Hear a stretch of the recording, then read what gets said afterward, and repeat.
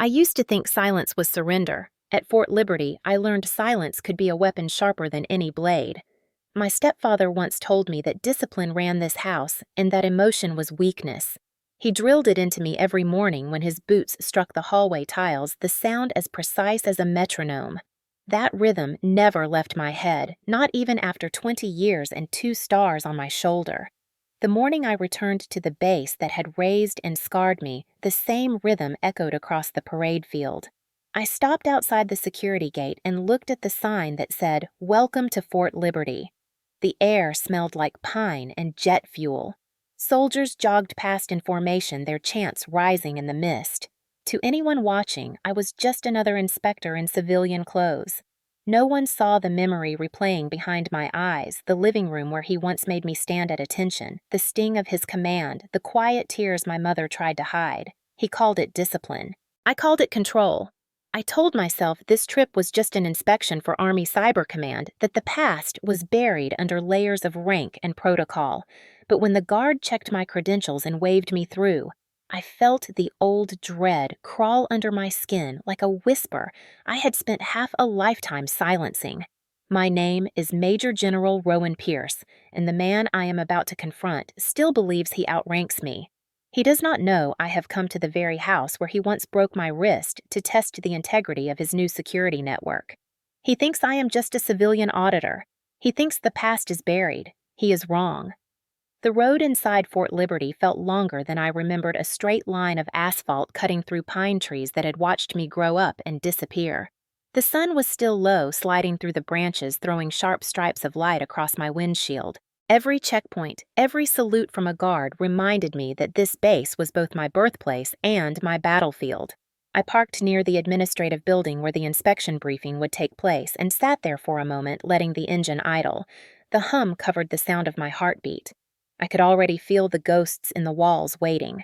I walked through the corridor where plaques of past commanders lined the surface like silent judges.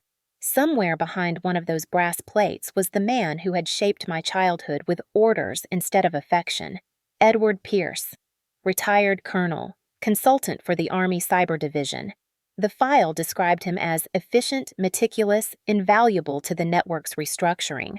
I knew those words by heart because I had written them myself. I had recommended his contract renewal before I learned who stood behind the name. Now I was here to verify a data breach tied directly to his oversight. I paused by a window that looked out over the motor pool. Soldiers moved with that practiced rhythm I once tried to imitate just to earn his approval. He used to stand on the porch and correct my stance when I was barely tall enough to reach his shoulder. I remember the smell of starch on his uniform and the weight of his hand on my wrist when I flinched. I had thought leaving would erase him, that rank would become a shield. But standing here, the distance between Major General and frightened teenager collapsed into a single breath. A voice behind me broke the silence. "Ma'am, you're early for the briefing." A young staff sergeant handed me a visitor badge. I clipped it to my jacket, hiding the nameplate beneath. "Inspector Pierce," I said quietly. He nodded and pointed down the hall. "The consultants are already setting up in the main room. Colonel Pierce likes to start on time." The name landed like a punch to the ribs. I thanked him and walked slowly, controlling each step, rehearsing composure like a drill. At the end of the corridor, through the glass panels, I saw him. The gray hair was new, but the posture hadn't changed back straight shoulders. Square, a man who still believed the world obeyed his command. He stood over 2 technicians pointing at a monitor, his tone clipped and certain. For a moment, I was 16 again, listening to him tell me that mistakes were punishable. I exhaled, forcing the memory back into its cage. He looked up briefly, eyes scanning the room, passing over me without recognition. The absence of acknowledgement was almost a relief. To him, I was invisible, a civilian inspector with no authority. That was good. Invisibility was power. The inspection briefing began with the usual procedural language acronyms and metrics meant to sound secure. I kept my questions technical, precise, designed to expose the irregularities without revealing my rank. Edward answered with the confidence of someone who believed every room still belonged to him. He referred to me as Miss instead of Ma'am, a small word, but a deliberate cut. I noted it calmly, marking the first sign that his arrogance hadn't dulled with age. When the session ended, I thanked the room, keeping my tone professional. He nodded curtly and turned back to his team. As I left, my reflection in the glass door caught his outline behind me like a shadow I couldn't shake. I stepped outside into the sharp Carolina air. My wrist ached, an old injury reminding me that memory lives in the body. I flexed my hand and whispered to myself, "This time I hold the command." If you've ever stood in a place that once broke you and felt the past watching, tell me where you found your courage. When I was 10, Fort Liberty was still called Fort Bragg, and the house on Popefield Drive looked like every other officer's home, from the outside white siding, trimmed hedges, a flag that never touched the ground. Inside, it was a different kind of battlefield. My stepfather believed discipline was the cure for everything: grief, fear, even love. He woke the house before dawn, boots echoing down the hallway, his voice slicing through sleep. I learned early that silence was safer than speech, that standing straight with my eyes fixed forward could turn away a storm. My mother tried to soften him, tried to protect me with gentle phrases and warm breakfasts, but she was caught between his temper and her vows.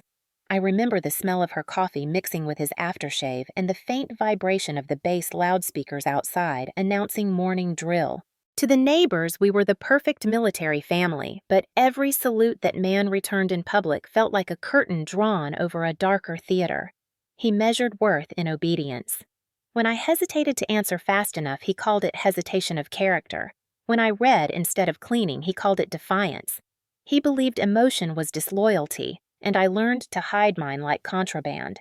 The first time I tried to explain how afraid I felt of him, my mother pressed a finger to her lips and said, "He serves his country. We serve him." That was her peace treaty with survival. The only freedom I had was in books about flight and physics, the invisible rules of motion that said every force has an equal and opposite reaction. I used to whisper that law under my breath after his lectures, a secret promise that someday I would find my equal and opposite. When I was 12, he began timing my chores with a stopwatch, pretending it was a training exercise. The rhythm of his counting seeped into my dreams. I can still hear him say, "Discipline builds character, Rowan. Weakness builds excuses." On weekends, he made me polish his medals while he reviewed reports at the table, his silence heavier than any scolding. My wrist would ache from holding the cloth too tight, but I never complained. Pain meant I was still invisible enough to be safe. The day my mother took me to the base hospital for a checkup, I saw real soldiers for the first time up close. They laughed with each other, their uniforms neat but not stiff, their eyes alive with something I could not name. I think that was the first time I wanted to wear a uniform myself, not to become like him, but to rewrite what it meant. At 14, I joined the school's junior ROTC program without his permission. When he found the application on my desk, he tore it in half and told me no daughter of his would pretend to be a soldier. I picked up the torn pieces and taped them back together that night, the lines still visible across the printed words. That act, quiet and small, felt like rebellion. From that moment, I began mapping my escape. I applied to the University of North Carolina with a full ROTC scholarship. My mother didn't tell him until the acceptance letter arrived.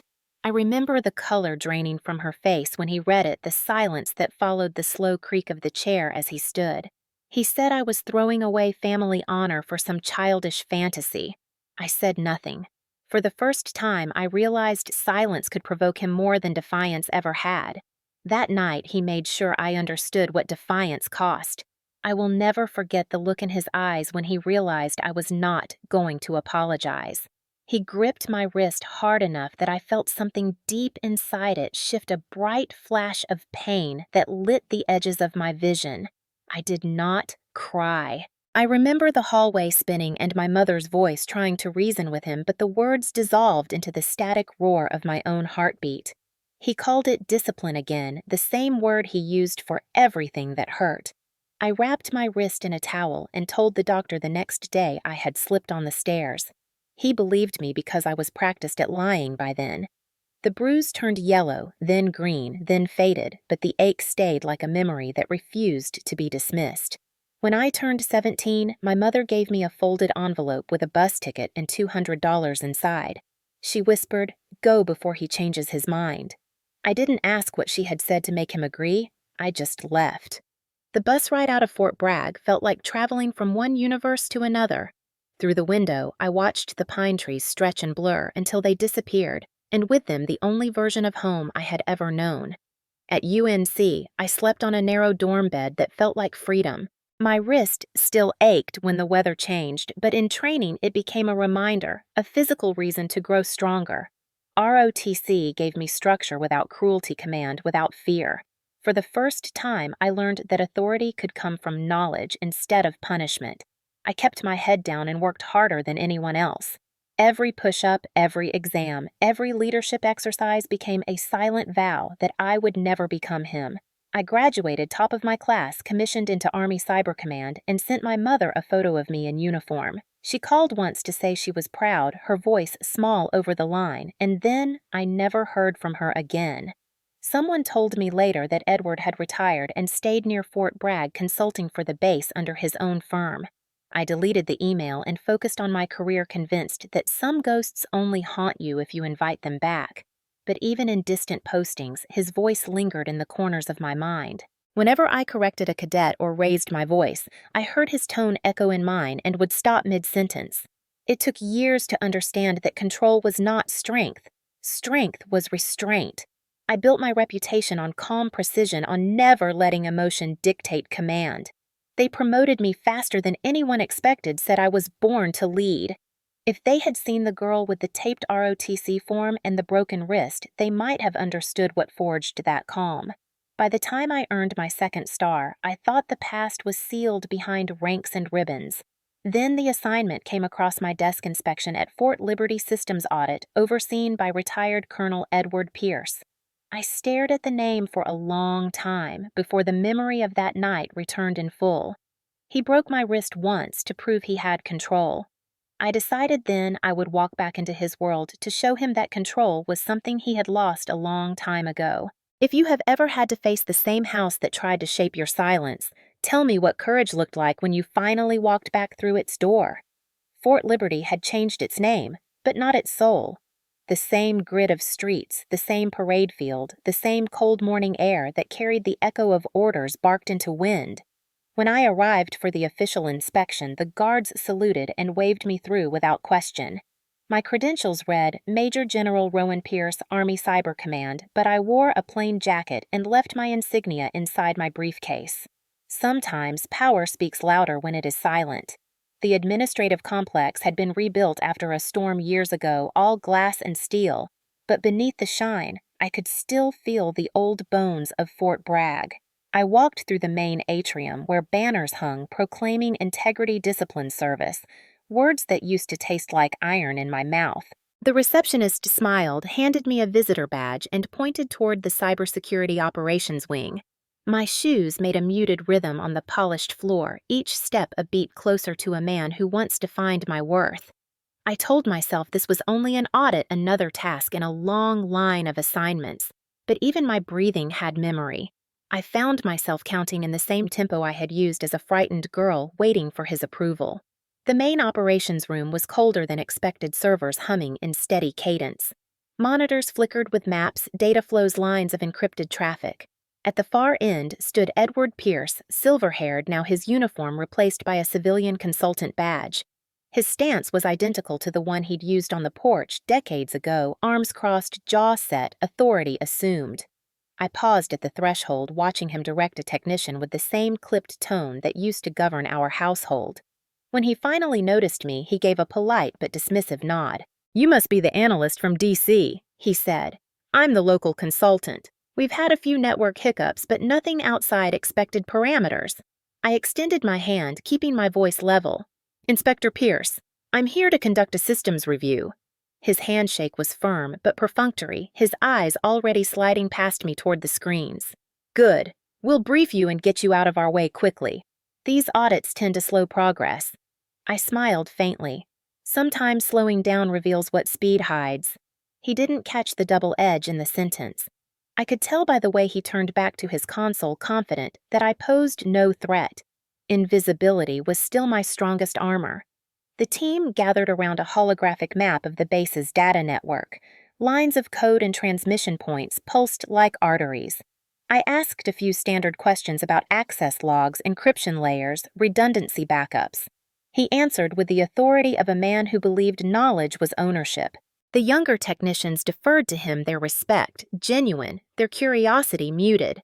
I recognized that dynamic instantly. It was the same kind of obedience he had cultivated at home, the kind that mistakes fear for loyalty. I kept my tone mild, my face neutral, noting every defensive word, every attempt to redirect attention. When the briefing ended, he shook my hand again without looking at my face. "You'll find the system flawless," he said. "We run a tight operation here." I looked at the screen behind him where a small anomaly blinked red for less than a second before disappearing. "I'm sure you do," I said. I left the room, heartbeat steady, every step echoing with the discipline he had once forced on me. Outside, the sky was turning from gray to blue, the parade field stretching wide and empty. I stood there for a long moment, breathing the cold air until it steadied me. For the first time since arriving, I felt not fear, but clarity. I was back on his ground, but it was my mission, now my rules. If you have ever walked into a place that once made you small and felt yourself finally standing at full height, tell me what it looked like. I spent the next 2 days moving through the base like a shadow, carrying my tablet, collecting data, listening more than speaking. Every building smelled faintly of disinfectant and machine oil, the scent of order manufactured to hide the human stories underneath. People greeted me with the distant courtesy they reserved for visiting officials. No one knew that I had once lived a few blocks from here, that this place had taught me the geometry of fear. Edward crossed my path often, always surrounded by junior analysts who laughed at his jokes and nodded at his commands. He moved with the certainty of someone who believed the past was buried. He never looked long enough to see me watching. The first irregularity appeared late on the second evening, buried deep in the network logs. An unauthorized access sequence had been executed 3 nights before, bypassing internal encryption to reach the personnel database. The timestamp matched the hours when Edward was logged in remotely. I printed the report, slid it into my folder, and forced my pulse to slow. A mistake like that could expose thousands of classified identities. I scheduled a private meeting with him for the next morning. He agreed without hesitation, assuming I needed clarification on some technical point. The arrogance was still intact. That night, I stayed in the visiting officer quarters, a small, sterile room with humming air conditioning. Lying in the dark, I thought about my mother. I wondered if she had ever imagined this version of me, a general in plain clothes preparing to audit the man who once ruled our home. The ache in my wrist flared an old echo, reminding me how far I had come and how much still remained unhealed. Before dawn, I walked to the edge of the parade field. The sky was a thin silver before sunrise. The cadence of a training unit drifted from the distance, rhythmic, steady, alive. I closed my eyes and listened. It sounded nothing like the hollow discipline of my childhood. This was harmony, not control. The contrast filled me with quiet resolve. When the meeting hour arrived, I entered his office carrying my folder. He looked up from his screen, impatient. "You found something?" I nodded. "A small inconsistency in the access records. I'd like to review it with you." He waved a hand toward the chair opposite his desk, already dismissing the importance. "The system occasionally logs false positives. It's nothing." I laid the document on his desk, the red timestamp circling his user ID. "It's not nothing," I said evenly. This sequence unlocked restricted files for nearly 7 minutes. He frowned, leaning forward. "You're implying I did that intentionally. I'm saying the system logged your credentials during the breach window. We'll need to verify your device." The pause that followed was long enough for me to hear the tick of the wall clock. His eyes narrowed, his voice tightening. "You're out of your depth, Miss Pierce. I've been running this system longer than you've been reading manuals." I met his gaze without blinking. "Maybe that's why I'm here to see what's been running too long without oversight." The color rose in his face. For a brief second, I saw the same expression he used to wear before raising his voice at home. I kept my posture calm, giving him no fuel. He pointed toward the door.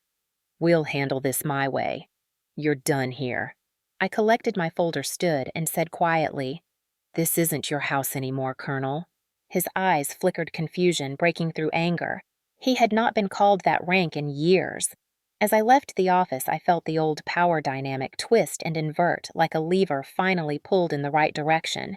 Outside, the corridor stretched long and empty. My steps echoed softly, not from fear, but from control.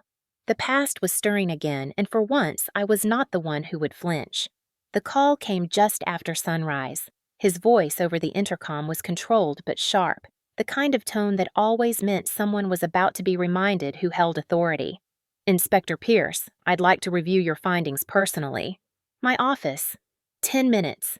I answered simply, "Yes, sir," and stared at the reflection of myself in the mirror. My wrist still ached from the night before a dull throb that pulsed with memory.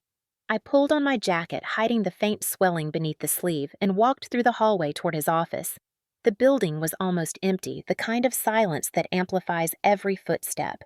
Outside his door, the hum of servers filled the air like distant static. I knocked once.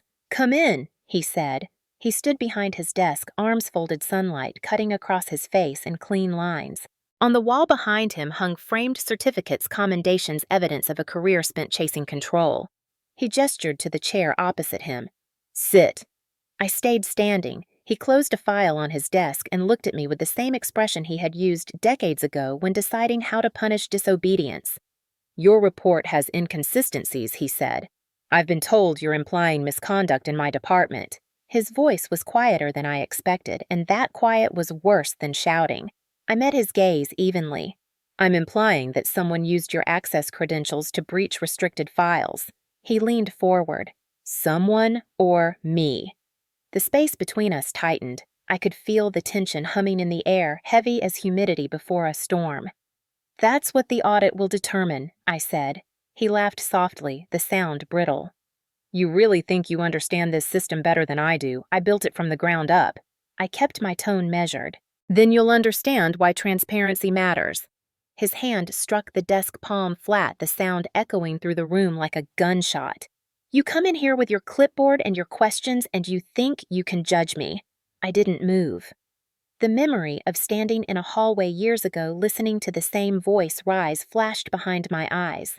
He circled the desk and stopped close enough for me to smell the faint trace of coffee and old cologne. "You have no idea what this place demands, what I've sacrificed to keep it running." I could see the pulse in his temple, the same rhythm that once signaled danger. "Discipline," he said, almost whispering the word.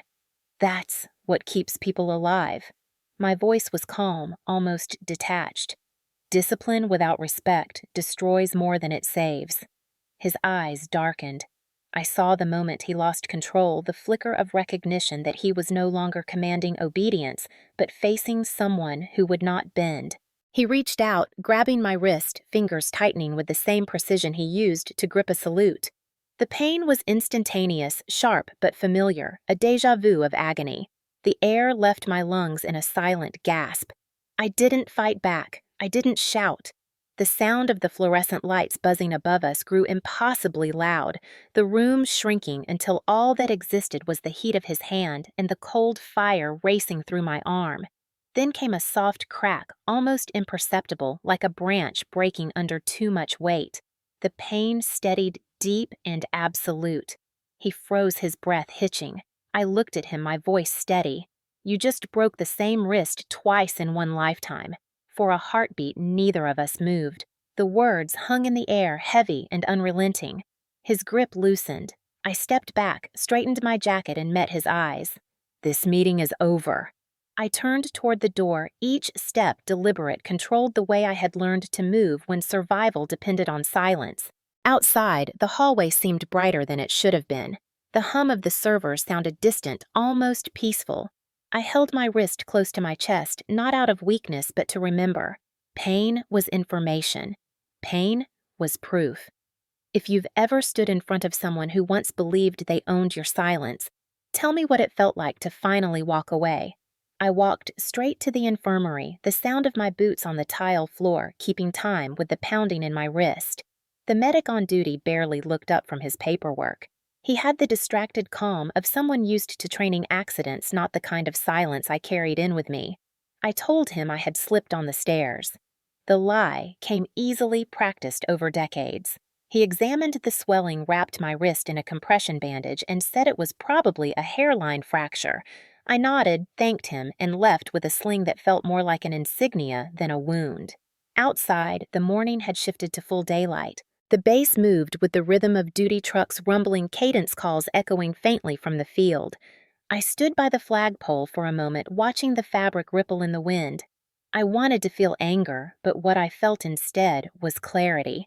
He hadn't changed, but I had. I drove back to my temporary office near the operations wing and sat in the quiet. Every movement of my hand sent a pulse of pain through my arm, but that pain anchored me. I turned on my laptop and opened the audit file. Each log entry appeared in chronological order, clinical, and detached lines of numbers that told their own truth. I traced the sequence of the unauthorized access again, marking where the encryption had been bypassed. There was no doubt. The system breach had been executed deliberately using his credentials. The realization didn't bring satisfaction, only a slow, steady purpose. I would not confront him again in private. I would do what he had never done. Act within procedure, let the system he worshipped reveal its own flaw. By noon, I had compiled a full report, every entry time stamped cross-referenced and encrypted. I sent it to Army Cyber Command headquarters and to Major General Wilson, the base commander. The message was brief. Preliminary findings indicate a violation requiring immediate review. Within minutes, Wilson replied requesting a full briefing at 0800 the next day. I closed the laptop and leaned back, the room spinning slightly as adrenaline left my body.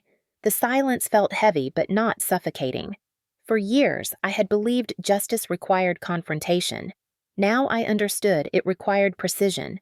I changed into my uniform for the first time since arriving, sliding my arms carefully through the sleeves. The weight of the fabric, the subtle stiffness of the collar felt like armor. 2 silver stars caught the afternoon light as I adjusted my cap. The mirror reflected not triumph but composure, the quiet resolve of someone who had survived their own history. Later, when I stepped outside, several junior officers saluted instinctively, unaware that I was the inspector who had been moving anonymously through their offices all week. I returned their salutes with my good hand. My injured wrist rested against my side, the bandage hidden beneath the sleeve. The day passed in fragments, emails, meetings, small talk that barely registered. Every detail felt like preparation for a verdict that had already been written. As the sun began to sink, the sky over Fort Liberty turned the same shade of amber I remembered from childhood evenings when I used to stand on the porch counting the seconds between his footsteps. I walked back to my quarters, slowly letting the light fade around me. The pain in my wrist throbbed with each step, but I refused to cradle it. I poured a glass of water, sat at the desk, and wrote one sentence in my notebook. Tomorrow, he will see who outranks him. The words were not about revenge. They were about balance, the equal and opposite reaction promised by every law of motion I had ever studied. I closed the notebook and turned off the lamp. The base lights outside flickered on one by one like quiet sentinels. In the dark, I let myself breathe. The fear was gone, replaced by a stillness so deep it felt like strength itself. The next morning began like any other inspection day. The base stirred before dawn, engines rumbling formation calls rising across the parade field.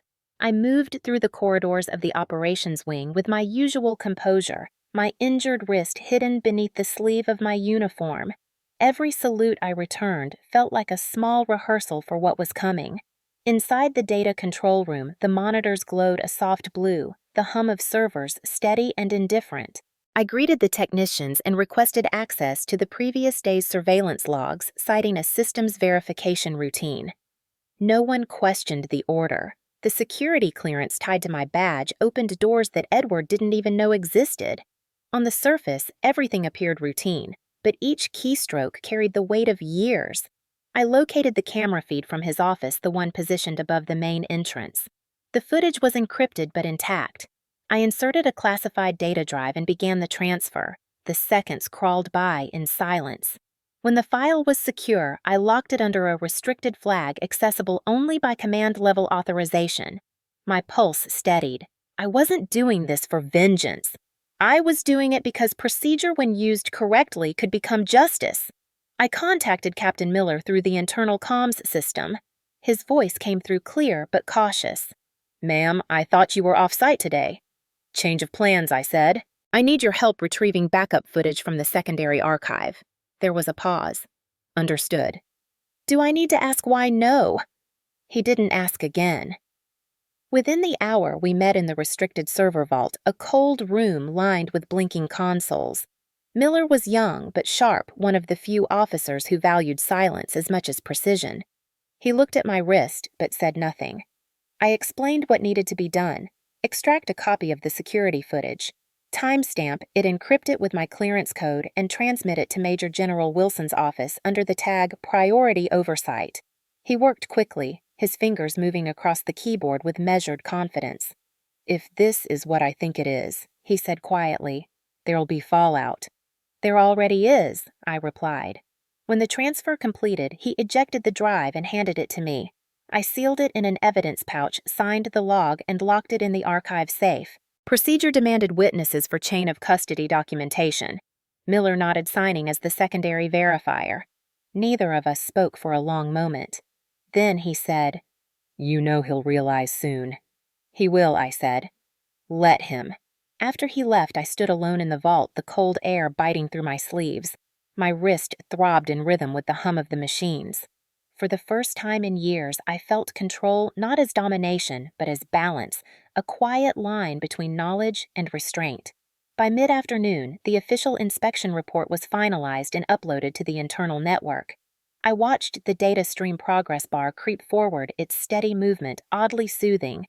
Somewhere in another wing of the building, Edward was likely scanning his console, sensing that something in his system had shifted out of his reach.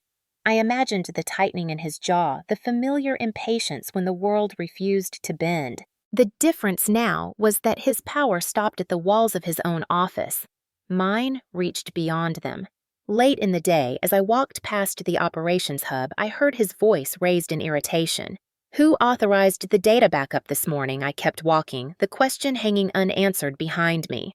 Outside, the Carolina sky had turned the color of steel, the wind carrying the faint scent of rain.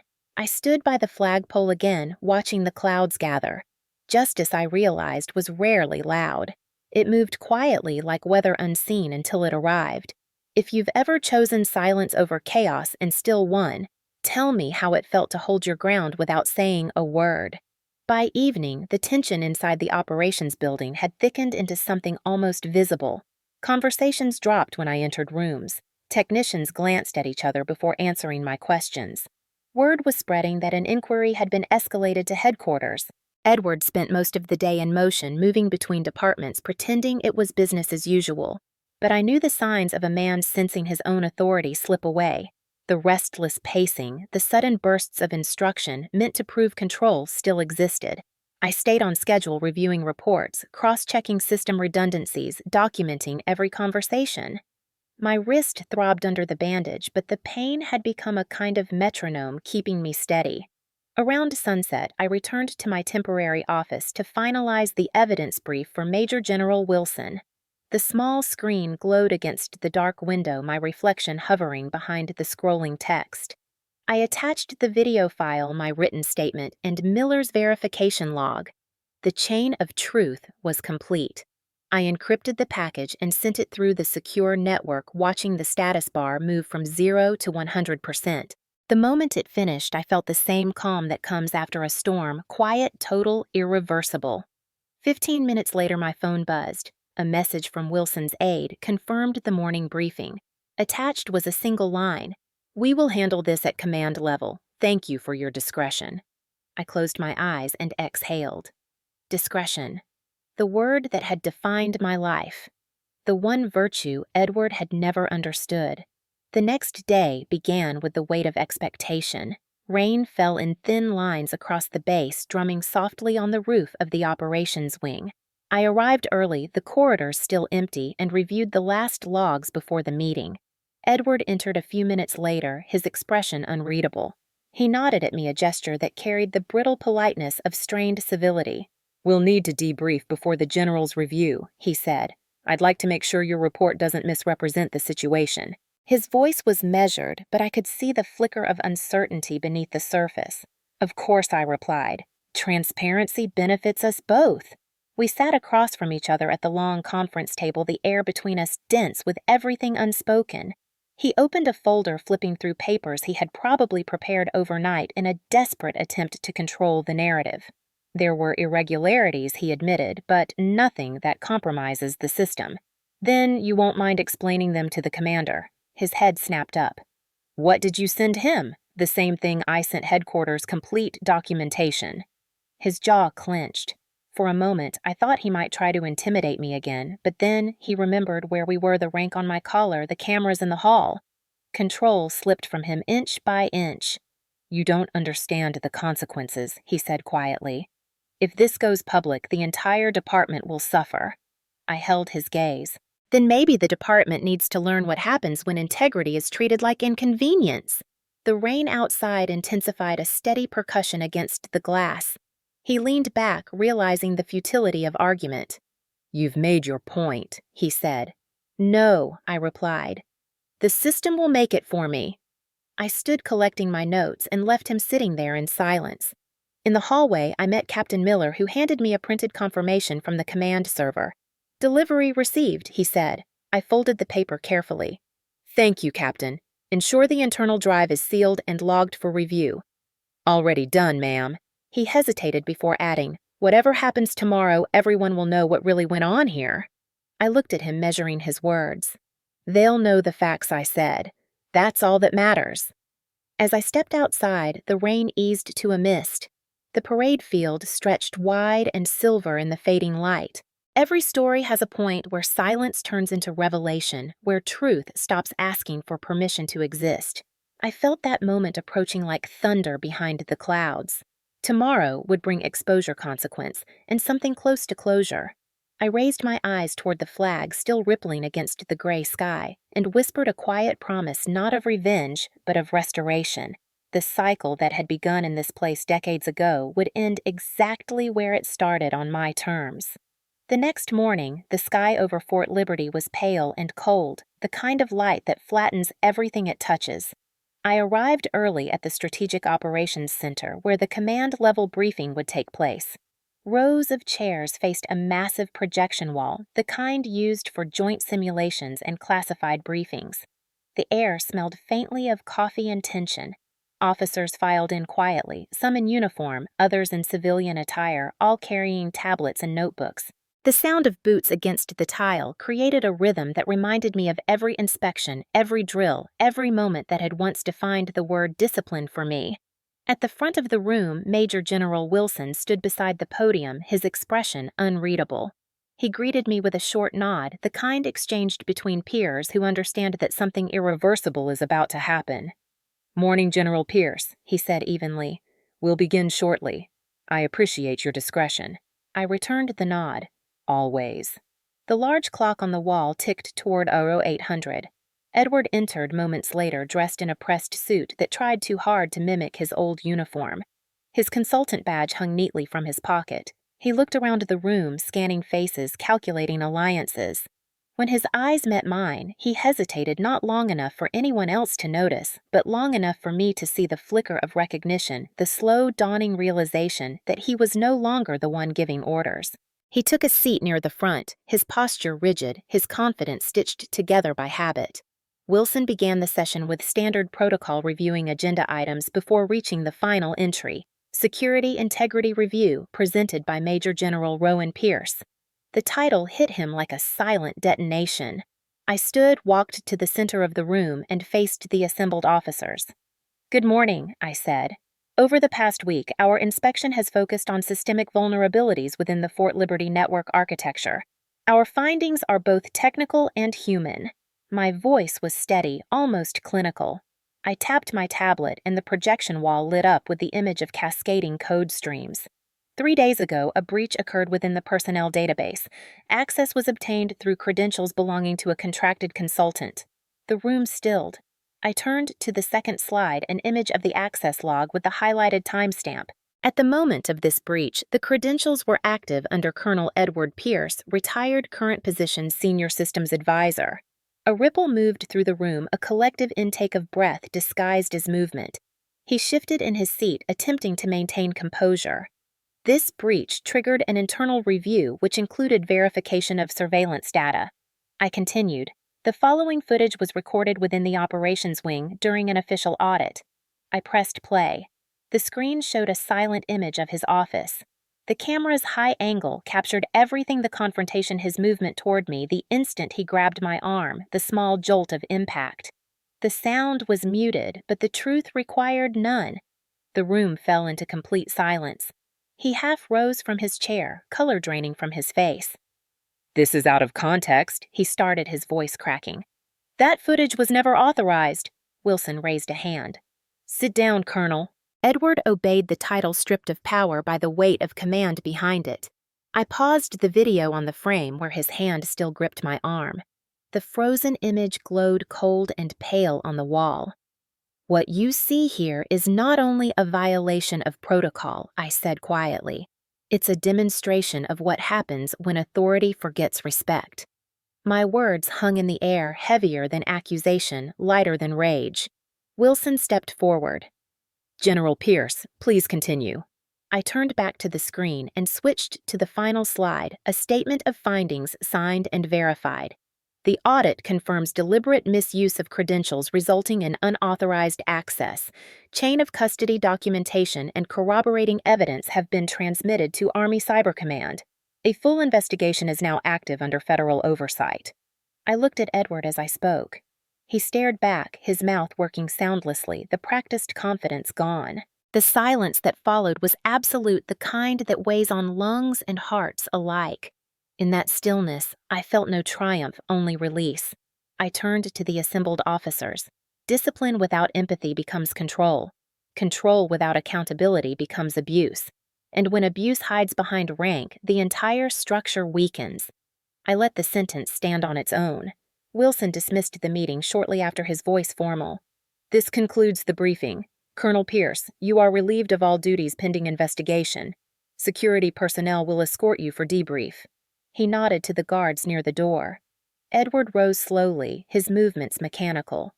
As they approached, he looked at me, eyes filled not with anger, but disbelief, as if the world he had built had vanished in a single breath. I held his gaze without speaking. There was nothing left to say. If you have ever witnessed the moment when arrogance collapses under the weight of truth, tell me how silence sounded in that room. The room emptied slowly after the briefing officers murmuring in hushed tones as they filed toward the hallway. No one met my eyes directly. In military culture, silence is its own kind of salute, and what filled that space now was not awkwardness, but acknowledgement. Major General Wilson lingered by the podium, reviewing the evidence packet on his tablet. When he looked up, his expression was grave but steady. "You handled this with restraint," he said. "That's rare." I gave a slight nod. Restraint was the only thing he never taught me. He studied me for a moment before replying. "The report will move up the chain. CID and JAG will handle the rest. You've done what needed to be done." I thanked him and turned toward the exit. In the hallway, the fluorescent lights hummed softly, a sound I had once associated with fear, but now found almost comforting. Through the glass wall, I could see Edward being escorted across the courtyard by 2 security officers. His hands were visible, not restrained, but his posture had collapsed inward. The proud tilt of his chin was gone. Watching him go didn't feel like victory. It felt like gravity finally correcting its imbalance. I walked outside, the cold air washing over me. Reporters would never hear this story, and there would be no official statement beyond the usual phrasing about procedural violations. But within the network of officers and analysts, the story would travel quickly. Every base has its folklore, and this would become one more cautionary tale whispered over coffee in secure rooms. I paused at the flagpole where the wind caught the fabric and snapped it once clean and sharp. A private thought crossed my mind. He had always believed strength was the sound of command. I had learned it was the sound of a flag in motion, constant, disciplined, but free. I spent the rest of the day in meetings finalizing the audit transition, answering questions with detached precision. No one mentioned the incident directly, though every interaction carried the weight of what had happened. Captain Miller stopped by my office late in the afternoon. He stood at attention until I waved him to ease. "The internal review board has locked the files," he said. "Command requested I forward your commendation for maintaining protocol." He hesitated. "If I may, ma'am, that was the calmest takedown I've ever seen." I smiled faintly. "Calm is easier when you stop needing to prove anything." He nodded, left a copy of the signed transmission receipt on my desk, and departed. I looked at the paper for a long time. It was simple, 2 signatures and a timestamp, but it represented decades of silent endurance converging into a single act of truth. As the sun began to set, I drove toward the housing area where my old house still stood. The roads were familiar, unchanged. I parked across the street and watched the porch light flicker on automatically. A new family lived there now. Children's bikes leaned against the railing, their bright colors striking against the fading paint. For years, I had imagined this house as a monument to pain, but now it just looked ordinary, smaller than memory. I sat in the car until the air grew colder, then whispered the same words my mother once said to me: "Go before he changes his mind." Except this time, I wasn't leaving out of fear, I was leaving because the place no longer held me. The next morning, Wilson called me to his office. He handed me a sealed envelope marked "Official Disposition." "It's over," he said. Inside was the notice Edward Pierce's contract terminated his security clearance, revoked pending further investigation under UCMJ statutes. The language was sterile, bureaucratic final. I folded the paper and placed it in my jacket pocket. "Thank you, sir." "Don't thank me," he replied. "You built the case. You carried the weight." I left the office and stepped outside into sunlight that felt new. The wind had shifted, carrying the clean scent of rain from the previous night.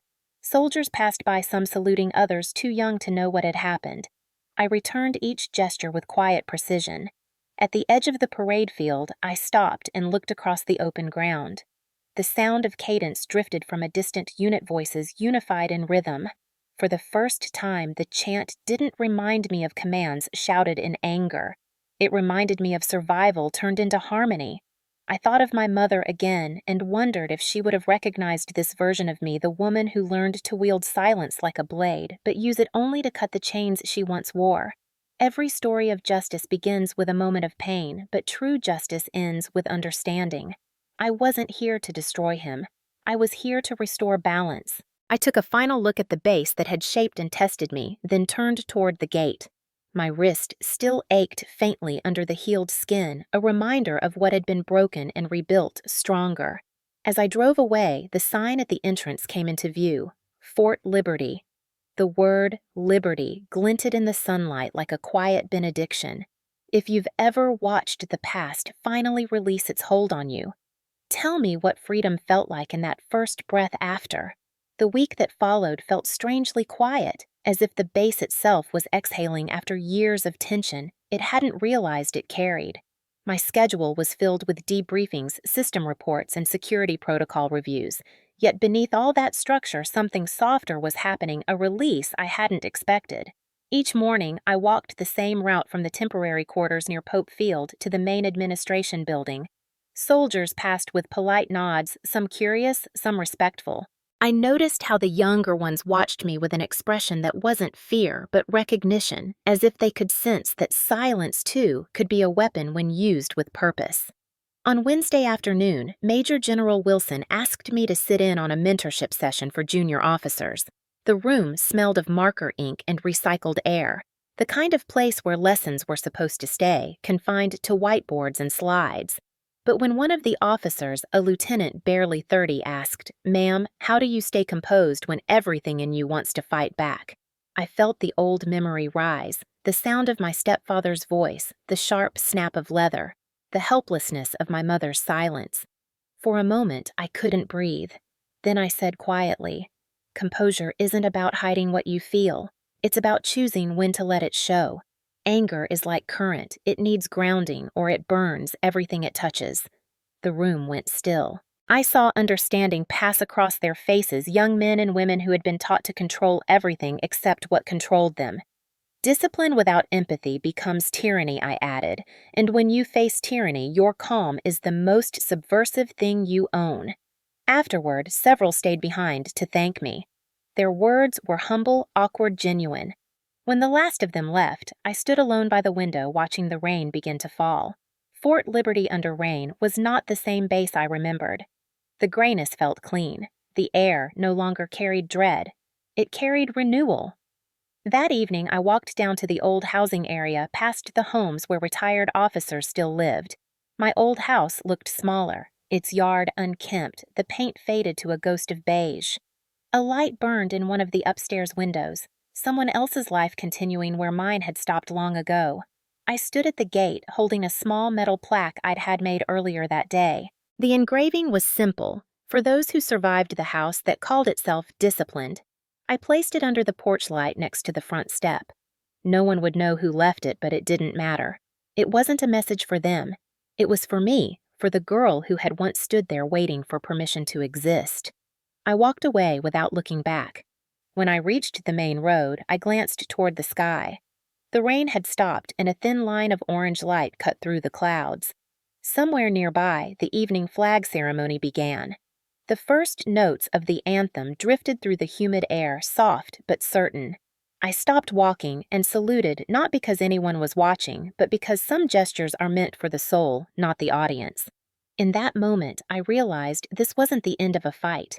It was the beginning of peace. The base had changed. I had changed. The past had not disappeared, but it had finally lost its command over me.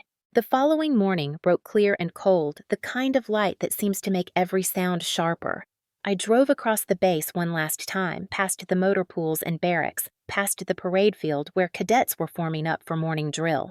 The cadence of their voices carried across the air steady and alive. It struck me that they were repeating the same words Edward had once barked through the walls of our house. Yet here on this open field, those words no longer belonged to him. They had been reclaimed, purified by purpose. I parked near the command center and stepped out the ground, still damp from the previous night's rain. Inside the building was quiet. Most of the staff were in briefings and the corridor lights hummed softly. I stopped by Captain Miller's workstation to sign the final clearance documents. He stood as I approached. "Ma'am, they've archived the entire case file," he said. Cyber Command sent a note of commendation.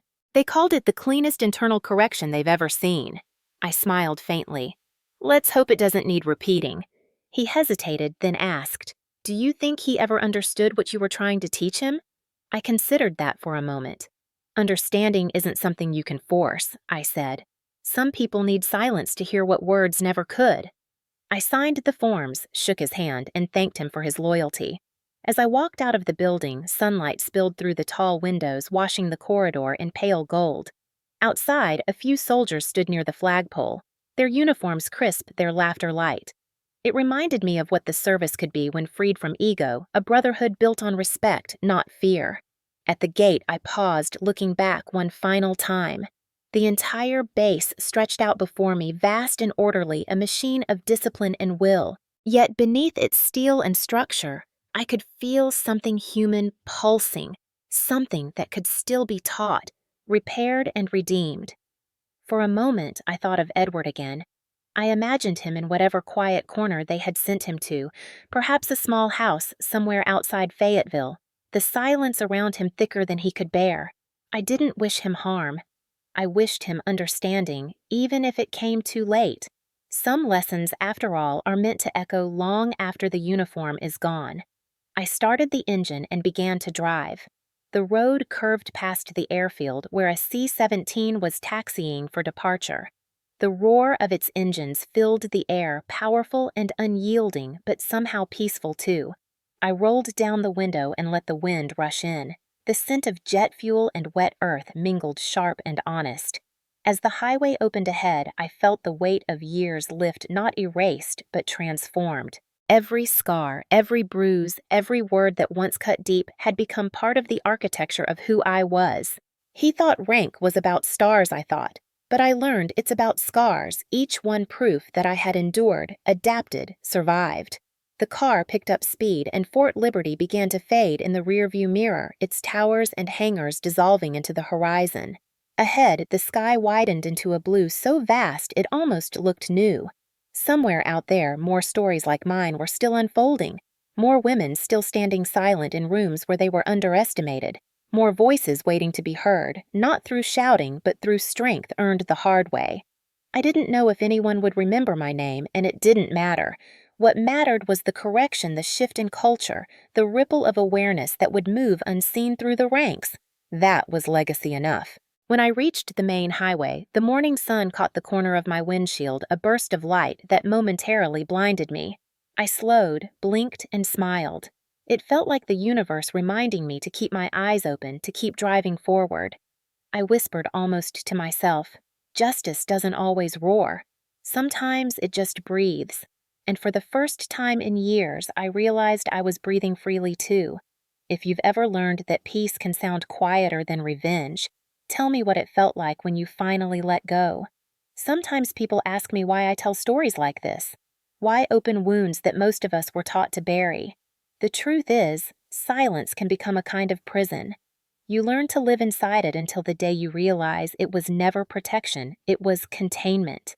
I spent years believing that rank medals and calm composure meant the past was behind me. But every time I saw another woman fall quiet in a meeting, every time I heard a young officer swallow her voice because someone louder filled the room, I recognized the echo. It was the same echo that lived in me. That's why I tell these stories, not to relive the pain, but to name it so it loses its hold. If you're watching this and part of you clenches when someone raises their voice, or you still flinch at a sound that reminds you of a door closing, know that you're not broken. You're remembering, and remembering is where healing begins. Many people think justice means punishment. I've learned it means visibility. When truth stands in the open, it no longer needs to shout. So if you've ever had to rebuild yourself quietly, if you've had to stand in a room and pretend you weren't shaking, this space is for you. This channel isn't about revenge. It's about recovery through storytelling. Because sometimes the most powerful thing you can do is look directly at what hurt you and say, "You don't command me anymore. I want to hear your stories. I want you to leave a comment not for me, but for the next person scrolling through, the one who still believes their silence keeps them safe. Tell them how you found your voice again. Tell them what it felt like when the noise stopped and peace walked in.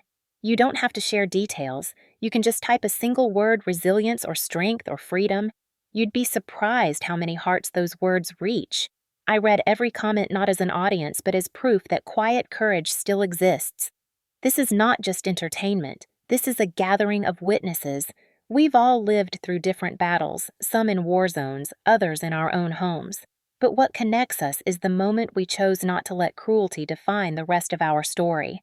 That choice right there is the moment justice begins. So if you've ever had someone tell you that you were too sensitive, too emotional, too weak, I want you to understand that sensitivity is not a flaw, it's a radar. It detects dishonor long before the world notices. The people who tried to silence you were afraid of that radar, and the fact that you're here breathing, listening, proves that their noise didn't win. Take a moment right now, pause, breathe. Think about one person who helped you keep going. Maybe it was a teacher, a friend, a stranger who said the right thing at the right time. Mention them in the comments, honor them. That's how we build a community that replaces control with compassion.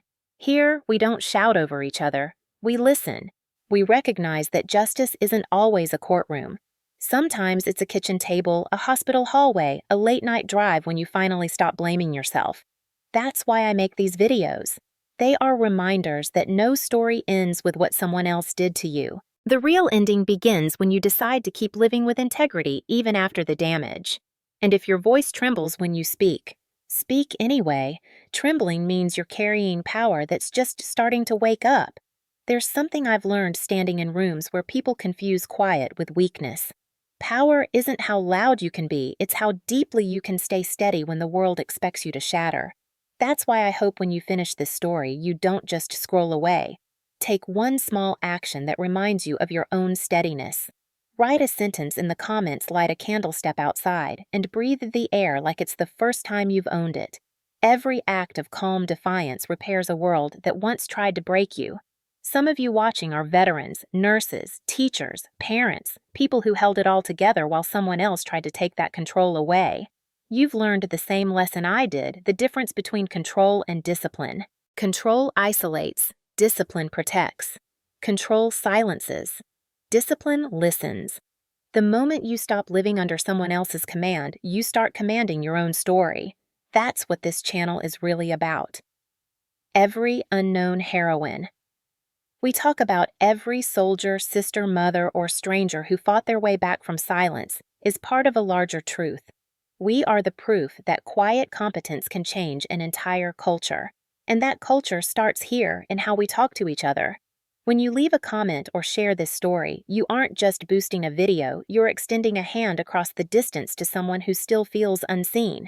You're saying, I see you. You matter. You can stand back up. There's nothing more radical than kindness that comes after chaos. That's why I want this space to be a kind of field hospital for the soul. No uniforms required, no ranks observed, just people who've walked through storms and decided to keep their hearts open. So, before you go, if you've ever been told that your story was too small, too painful, too complicated to share, know that stories like ours are the backbone of change. They remind the world that strength doesn't always march. It sometimes limps, sometimes trembles, but always moves forward. In the military, we say, stand down when a mission is over. But what they never tell you is how hard it is to stand down from fear, from anger, from the habit of bracing for impact. So here's my challenge to you. Stand down from self-blame tonight. Stand down from the idea that survival isn't enough. Survival is the seed of every victory. If this story stayed with you, share it with someone who needs proof that pain doesn't have the final word. If you're still finding your voice, borrow mine until you do. You belong here. And when you're ready, your story, quiet or loud, will help someone else find their strength too. Until then, stay steady, stay kind, and remember, justice doesn't always arrive in a courtroom. Sometimes it arrives in the simple act of telling the truth. For more stories where the calm becomes the revolution, subscribe and stay with us. Your courage keeps this community alive.